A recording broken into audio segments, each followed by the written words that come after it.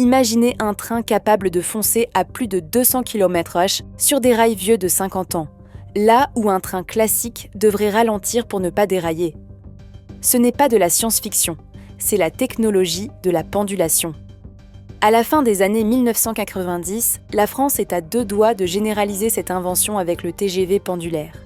L'idée est brillante. Au lieu de dépenser des dizaines de milliards pour creuser des tunnels et construire des lignes droites partout, on adapte le train pour qu'il s'incline dans les virages, comme un motard sur sa machine. C'était la promesse de la grande vitesse pour tous, des Alpes au Massif central. Le prototype, baptisé P01, commence ses essais en 1998 sur la ligne Paris-Limoges-Toulouse. Les résultats sont là. On gagne 20, 30, parfois 40 minutes sur un trajet sans changer un seul kilomètre de voie. Pour les ingénieurs d'Alstom et de la SNCF, c'est le futur.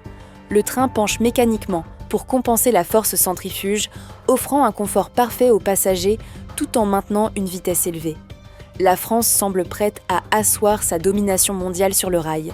Mais dans les couloirs du pouvoir et de la direction de la SNCF, l'ambiance est différente. Un débat féroce fait rage. D'un côté, les partisans de la pendulation qui veulent pas moderniser le réseau existant. De l'autre, les tenants de la ligne à grande vitesse, LGV, qui veulent construire des voies neuves, droites et ultra rapides à 320 km/h. La décision tombe au début des années 2000, et elle est irrévocable. La France abandonne le pendulaire. On choisit le modèle du tout LGV, jugé plus prestigieux et plus performant pour relier les grandes métropoles, même s'il délaisse le reste du territoire. L'abandon est si brutal que la France revend même ses brevets et sa technologie. Qui en profite ? Les Italiens. Avec leur Pendolino, ils envahissent le marché mondial, vendant leurs trains pendulaires à l'Angleterre, à l'Espagne et même à la Suisse. Ironie de l'histoire, des années plus tard, la France finira par racheter des trains pendulaires à des constructeurs étrangers pour équiper certaines de ses lignes de montagne. Le TGV pendulaire est devenu l'exemple parfait du génie français, bridé par une vision centralisée à l'excès. On a voulu viser la Lune avec les LGV, au risque d'oublier que la majorité de la France vit le long de rails qui tournent.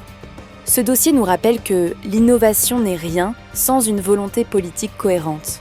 Le TGV pendulaire restera ce train fantôme qui aurait pu transformer la géographie de nos régions s'il n'avait pas été sacrifié sur l'autel de la vitesse absolue. Si vous aimez explorer les archives de nos futurs perdus, abonnez-vous à Finépal. Un clic pour vous, un soutien immense pour faire vivre la mémoire de nos inventions les plus audacieuses. Rejoignez-nous pour le prochain dossier et dites-moi en commentaire si vous auriez préféré des trains qui penchent ou des lignes toujours plus droites.